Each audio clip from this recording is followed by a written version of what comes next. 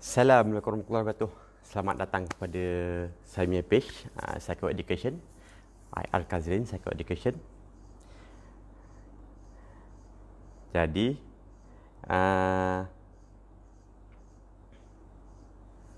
okay, kita tunggu dulu rakan-rakan yang masuk. Saya akan masuk ke sesi yang kedua, iaitu macam mana kita nak buat teknik atau macam mana kita nak mengawal semasa panic attack ni terjadi.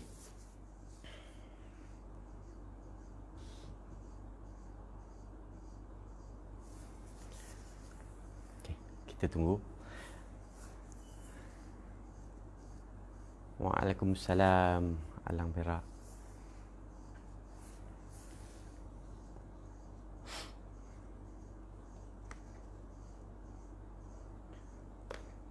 Okey. Tadi saya dah cerita sikit dah tentang bagaimana badan kita cuba, maksudnya pemikiran akan mengawal diri kita. Itu ada di dalam satu teknik dipanggil aku bukan diriku. Kita nak keluarkan macam apa yang kita nampak di dalam pemikiran kita. Itu di dalam teknik sesi lah. Okey. Boleh saya teruskan dengan teknik? Sebab ramai yang nak mengetahui teknik-teknik mengatasi semasa attack. Okey, kita kena faham. Teknik ni saya bagi ada dua teknik, iaitu teknik permulaan panic attack. Satu lagi adalah teknik sekiranya diserang panic attack. Itu adalah berbeza. Sebab apa beza dia? Okey, apabila permulaan panic attack, sebelum tu saya minta maaf sebab saya kena tengok, sebab saya ada dua monitor depan ni bersama-sama sahabat semua ni, dan saya punya komputer, jadi saya boleh nampak komen-komen semua kan. Okey, permulaan panic attack. Memula, kita akan merasai emosi yang datang tu. Okey, apabila rasa emosi je, kita dah tahu dah ada benda yang trigger kita. Macam tadi sesi pertama saya dah cerita benda-benda yang fobia-fobia tu yang akan trigger kita. Kita akan mula shaking sikit. Tangan mula dia akan menggeletar, tingling dia panggil. Okey, yang kedua, kita akan mula dah rasa kerisauan yang datang. Ramai yang kena panic attack ni, dia tak perasan apa yang dia rasa. Jadi di sini saya cerita balik satu demi satu apa yang perasaan. Nanti apabila kena panic attack, kita faham. Okey, prosedur yang akan terjadi. Okey, satu apa, dua apa, tiga apa, empat apa. Baru kita akan masuk balik daripada subconscious mind kepada conscious mind. Kita nak siapa-siapa yang kena panic attack ni akan patah balik berada kepada conscious mind. Sebab baru dia boleh kawal diri dia. Okey. Lepas tu, apabila dia dah rasa risau, badan mula seram sejuk. Sebab apa ni hasil lain ni? Okey. Dada physically dia akan hantar satu message yang dalam ketakutan. Seterusnya dada jantung akan berdegup kencang. Ini adalah permulaannya. Jadi apabila kita dah tahu simptom-simptom ni datang, okey, kita bersedia. Cari dulu apa yang menyebabkan trigger. Contohnya sekarang ni ramai trigger disebabkan COVID. Okey, keluar daripada membaca berita-berita tentang COVID. Sebab itu adalah trigger. Trigger ni adalah disebabkan badan kita tidak mampu menanggung apa yang kita terima melalui mata, telinga atau sentuhan. Jadi, keluarkan daripada trigger. Siapa yang tahu trigger ni? Saya pun tak tahu. Sebab tu bila saya buat sesi, saya akan tanya, apa yang terlintas di fikiran? Yang tu yang saya tanya. Sebab saya nak tahu, di manakah trigger dia? Siapa yang tahu trigger? Anda sendiri yang paling pakar mengetahui trigger. Sebab trigger tu datang daripada diri sendiri. Jadi kesan betul-betul apa trigger dia. Okey. Apabila benda ni dah trigger, tapi dia tak sampai lagi, kita sesak nafas tak sampai lagi, cepat-cepatlah alihkan pemikiran kita. Kalau kita tengah duduk, terus bangun. Jangan tunggu. Sebab ini sebelum panic attack kita masih boleh bangun. Pergi buat benda yang kita suka. Contohnya, suka memasak, pergi memasak. Sebab kita kena alih secepat mungkin. Jangan layan. Dalam psikologi kita kata, don't put energy dekat pemikiran tu. Sekiranya kita letakkan energy, dia akan mula buat attribution, dia akan mula berfikir. Okey. Apabila kita buat benda-benda yang menggembirakan, contohnya lah, nak trigger, terus telefon kawan-kawan. Rakan mana? Telefon. Sembang. Jadi, kita dah alih pemikiran ni. Bila kita dah alih pemikiran ni, kalau kita tengok graf anxiety, setak ni, dia akan melengkung, naik turun. Sebab, kita akan debar, naik dan turun balik. Masalahnya, bila jarak nak turun ni yang jadi masalah kepada kita. Jadi, kita nak pendekkan jarak turun. Kita nak pendek je. Tak sampai peak, dia naik, dia turun. Jadi, kita kena faham apa menyebabkan kita trigger. So, antara yang lain adalah carilah benda-benda masam ke, yang nak makan, manis ke, coklat ke, makan. Apabila kita membuat perkara yang kita happy, serotonin akan keluar di dalam pemikiran kita. Mood akan bertukar. Ini yang kita nak sebenarnya. Sebab ramai yang tak tahu, dia akan duduk di keadaan yang sama, dia dah melayan. Nanti yang kedua tu saya akan cerita apabila kena attack. Okey. Satu lagi sebelum saya lupa, apabila terasa sensasi ni, kalau tengah bawa kereta, stop kereta. Kalau tengah bawa motor, stop. Sebab kita tak tahu apa yang nak terjadi. Kan? Dia akan bawa kita kepada subconscious mind. Itu yang jadi masalah dia tu, subconscious mind ni. Di dalam subconscious mind kita tak tahu. Apa yang ada adalah just bercelaru je. Ini nak jadi apa? Itu dah kena attack lah tu. Itu dah panic attack yang dia dah curve di atas dah. Okey.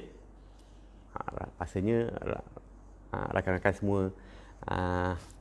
faham kot. Kita kena alihkan perhatian kita, sama ada pergi tengok TV ke, pergi masak ke, pergi tengok pokok bunga ke, pergi tanam pokok ke, yang mana yang suka gardening, keluar. Seboleh-bolehnya kalau masih stable, kalau dalam bilik, keluar daripada bilik tu, alihkan perhatian tu. Okey, step yang kedua. Okey, ini yang ramai kena.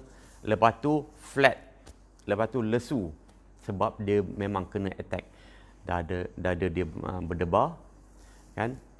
Saya nasihatkan, saya bukan mencadangkan, nasihatkan sesiapa yang tidak didiagnose oleh PSY, itu adalah anxiety, dan dia pun tidak memahami diri dia, terus pergi ke emergency. Sebab panic attack ni kita tak tahu sama ada itu adalah heart attack atau panic attack. Sebab di hospital, doktor akan treat kita in clinical. Doktor akan tahu sama dia akan buat ECG ke apa, sebab kita tak nak siapa-siapa terlambat pergi hospital. Tetapi kalau yang mana yang tahu dia adalah panic attack, dia tahu sensasi dia. Dia macam-macam, dia ada rasa-rasa yang berbeza lah. Okey, contohnya lah, dia akan menggeletar, dia akan rasa degupan jantung dia lebih kuat, badan dia akan gigil, lepas tu dia akan rasa takut mati. Inilah beza sikit daripada heart attack. Tapi heart attack dia punya simptom yang sama banyak. Kita akan mula berpeluh, kita akan sakit dada, kita akan nafas jadi pendek. Ini semua simptom yang sama. Jadi yang mana yang tidak didiagnose tu, better go for diagnose. Sebelum saya buat sesi, mesti saya tanya, siapa yang diagnose? Kan? PSY atau diagnose menjadi PSY. Ramai kat sini jadi PSY. Mana tahu? Oh, saya Google je. Mana tahu? Saya tengok kawan-kawan dekat FB. Ramai dah jadi doktor kat sini. Jadi, saya pun tak boleh nak kata apalah. Lebih baik pergi, kalau ada appointment dengan PSY, check dengan PSY. Mereka lebih mengetahui kita apa kita punya kesihatan. Kalau didiagnose anxiety, barulah kita tahu, okey, ini adalah anxiety, ini adalah depression, ini adalah PTSD, kan? Ini adalah bipolar, ini adalah BDP. Okey. Yang kedua adalah bila kita kena attack. Ini ramai nak dengar ni. Ada yang baca artikel dia. Semua pandai kat sini. Sepatutnya semua jadi doktor.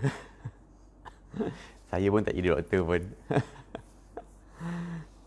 Okey. Kita dah tengok apabila trigger, nafas mula akan jadi pendek. Bila nafas jadi pendek, oksigen akan mula tak sampai kepada otak. Ini jadi masalah kepada kita. Dan kita akan merasa, uish, apa jadi ni? Dah nak mati ke? Boleh pengsan ke? Siapa nak tolong aku? Time ni lah kekalutan yang terjadi. Sebab tu sesi pertama tadi saya dah cakap dah. Fahami dulu dia punya simptom dan fahami dulu prosedur yang akan datang. Jadi kita akan lebih memahami macam mana kita nak handle. First kali, apabila kita dah dapat panic attack, ingatlah apa yang prosedur tadi. Okey, aku dah kena panic attack. Bertenang dulu. Kalau siapa yang berdiri, duduk. Siapa yang dalam tempat yang tidak selamat, cari tempat yang selamat. Relax dulu. Sebab tak payah buat attribution lagi. Tenang dulu. Okey, saya buat cara tarik nafas. Saya tak nasihatkan. Ramai orang kata, oh tarik nafas. Dia pun, ini lagi sesak sebenarnya. Sebenarnya, tenang dan tarik nafas ikut hidung. Saya tarik nafas, relax je. Keluar ikut mulut. Tarik nafas ikut hidung, keluar ikut mulut. Jangan kita melawan rasa panic attack tu. Ramai yang, oh aku boleh kawal. Jangan kawal masa tu. Jangan ada perasaan nak kawal. Jangan rasa, okey aku kuat. Itu adalah teknik yang kurang tepat. First kalilah, tarik nafas biasa, ikut hidung, keluar ikut mulut. Buat selama sebanyak 5 kali. Okey. Kita dah faham tadi sebab apa? Sebab trigger. Okey, elakkan trigger. Kalau kita di tempat dengar orang yang bercakap tu, kita tak tahan, kita keluar. Kalau kita nampak, jangan tengok. Kalau kita baca, jangan baca apa yang membuatkan trigger. Keluar daripada trigger tu dengan keadaan yang cepat dan duduk satu tempat, tenangkan diri. First kali adalah terima. Inilah yang saya selalu sebut-sebutkan. Okey, saya terima apa yang terjadi dalam perasaan. Aku terima panic attack ni dan aku serahkan kepada kekuatan tu kepada Allah. Ulang perkataan tu sebanyak 3 kali atau lebih pun tak apa. Dengan syarat itu datang daripada hati, bukan datang daripada pemikiran. Datang daripada hati. Apabila kita guna pemikiran, attribution akan jadi lagi. Datang daripada okey, aku terima. Apabila kita menyebut saja terima, contohnya saya jumpa rakannya, Mat, saya minta maaf. Itu adalah dalam keadaan betul-betul beta, di dalam conscious mind. Itu yang kita nak dapat. Okey, aku terima. Aku terima keadaan ini. Daripada terima tu, okey, kita mulakan deep breathing. Menafas balik. Tarik nafas. Jangan tarik sampai dada naik sangat. Sikit je. Dan feel udara masuk ikut hidung. Sebab apa saya kata ini? Kalau sesiapa yang pernah pergi ke emergency, doktor first kali akan bagi kat dia adalah plastik. Kita pun pelik. Buat apa plastik ni? Menafas dalam plastik. Bila dia menafas dalam plastik, plastik tu akan kembung. Otak akan, mata akan nampak, sebab apa plastik ni kembung? Rupanya udara masih boleh keluar masuk di dalam saluran pernafasan kita.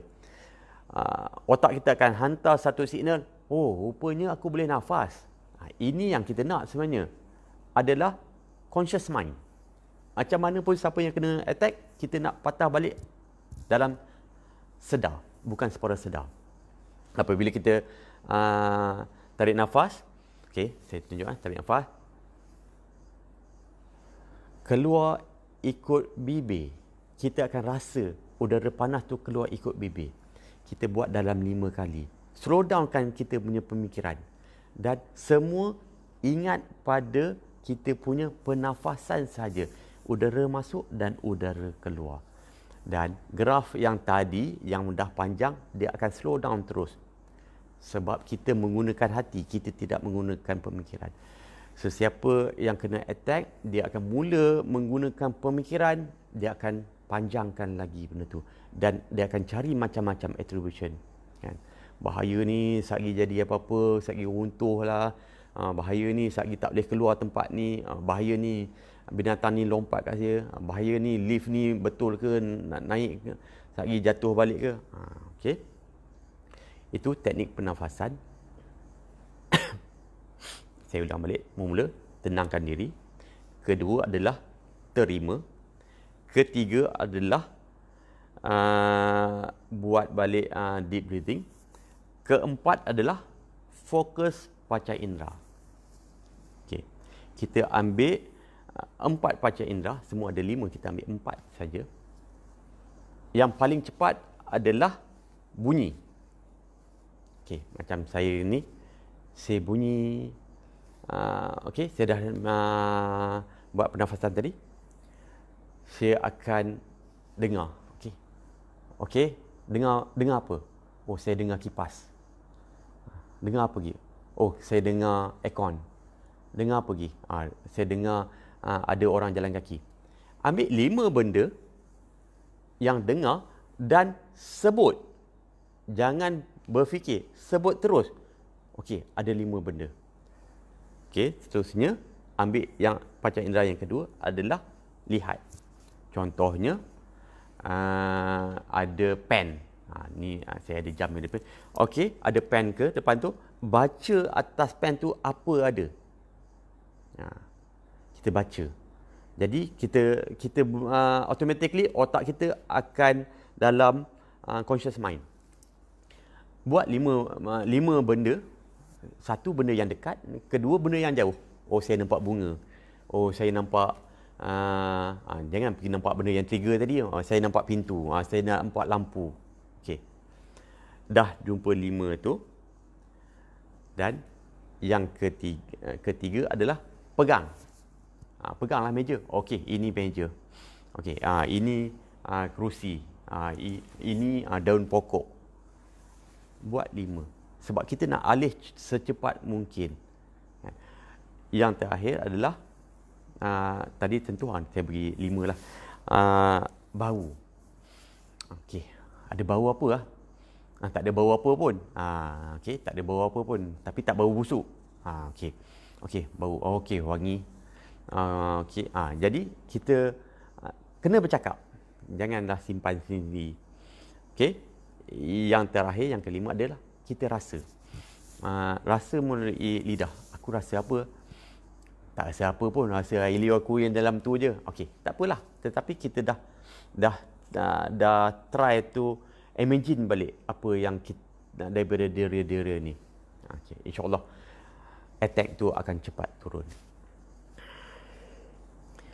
Kalau tak boleh juga awal-awal tadi kita telefon kawan, bercakaplah dengan kawan tu. Kan? Sebab bila kita bercakap dengan kawan atau bercakap dengan orang lain, otak kita akan teralih automatically. Saya pernah buat sekali dalam grup WhatsApp. Dia kata dia kena attack. Sahabat ni. Terus saya call. Sebenarnya saya pun tak kenal. Tapi dah rakan-rakan dalam WhatsApp saya tak kenal. Okay. Masa tu saya tengah bercuti. Saya call. Oh, dia kata dalam tak sampai 1 minit. Okey, tuan dah lega dah lah. Sebab saya dah tahu teknik macam mana mengalihkan pemikiran dia. Kan? Dan siapa yang buat sesi dengan saya, sebab apa bila saya cakap dengan cik ni saya rasa okey. Memanglah sebab saya mengalihkan perhatian dia daripada benda yang dia fikir. Sebab apa rasa bau ni lega lah, rasa ringan.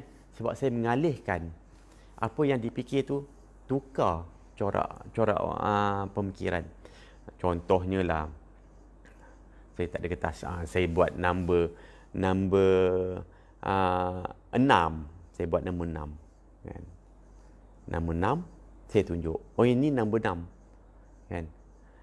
Yang orang depan saya, cik akan nampak, itu nombor 9. Tak, saya kata nombor 6. Jadi macam mana saya tukar balik pemikiran, pemikiran tu datang ikut saya dan tengok balik, okey ini nombor 6. Sebenarnya nombor 9, tetap nombor 9 tadi. Dia patah balik tempat dia akan nampak nombor 9. Tetapi macam mana corak pemikiran tu kita tukar dari teknik psikologi. Yang mana yang pernah buat sesi saya, kita ada lebih kurang 50 teknik mental health yang kita boleh praktikkan. Sesi pertama saya akan bagi 3 teknik saja. Ada 47 teknik lagi. Okey. Ini teknik yang semasa attack saya ulang balik adalah 1, tenangkan diri. Berkata pada diri sendiri melalui hati, aku terima. Ketiga adalah pernafasan, kita rasa ikut hidung, udara masuk, concentrate, masuk pun udara ikut hidung, keluar ikut bibir, rasa dekat bibir. Lepas tu kita fokuskan panca indera, 5 panca indera tu kita pegang dan kita sebut 5 benda yang berbeza. Itulah antara yang teknik-teknik. Sebenarnya ada lagi teknik-teknik untuk mengalihkan ni. Tapi cukup dah kot kali ni kan. Yang tu kita jumpa FB sekali lagi. Saya bagi teknik lain pula. Macam mana nak alihkan. Kan? Banyak lagi teknik-teknik untuk mengalihkan semasa panic attack ni terjadi. Saya nak sebut pun susah lah. Banyak kali nak sebut lah. Okey, tetapi ini adalah temporary, hanya sementara untuk mengalihkan. Macam mana pun panic attack ni akan terjadi sekiranya pemikiran atau trigger tu terjadi lagi. Saya nasihatkan keluarlah daripada trigger tersebut dengan buat terapi-terapi atau mengubah corak pemikiran untuk melihat dari perspektif lain. InsyaAllah kita lebih tenang lagi. Sebab yang penting bukannya hanya pemikiran, yang penting adalah sensasi di dalam diri kita ni. Sensasi ni penting. Emosi tu kan. Ramai yang kerja kuat, ramai yang duit banyak, tapi emosi dia masih tidak tenteram. Macam mana kita mengharmonikan diri. Ini Prof punya ayat mengharmonikan diri. Macam mana kita nak dapatkan kita tidak melekat pada sesuatu yang kita rasa kita tak boleh keluar. Ya.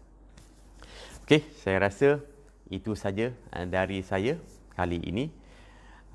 Saya harap anda boleh share lah saya punya page IR Kazrin Jusi Psycho Education, sebab insyaAllah saya akan buat share-share lain dan teknik-teknik lain lagi. Sekiranya ada apa-apa komen, bolehlah.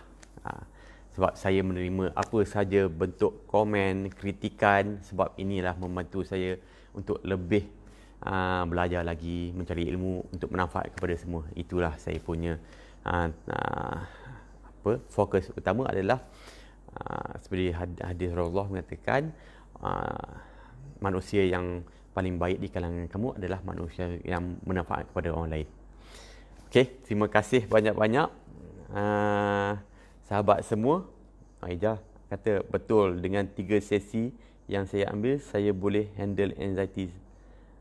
Alhamdulillah, siapa yang boleh keluar tu, saya amat gembira lah. Ini yang sebab tak ada benda lah yang saya rasa seronok sangat. Bila ramai yang keluar ni, sebab saya buat dah berpuluh-puluh sesi. Alhamdulillah, memang ramai yang dah keluar. Itulah, kalau tengok muka saya pun memang saya betul-betul ceria. Apabila dengar sahabat-sahabat yang dah boleh berniaga balik, dah boleh pergi kerja balik kan.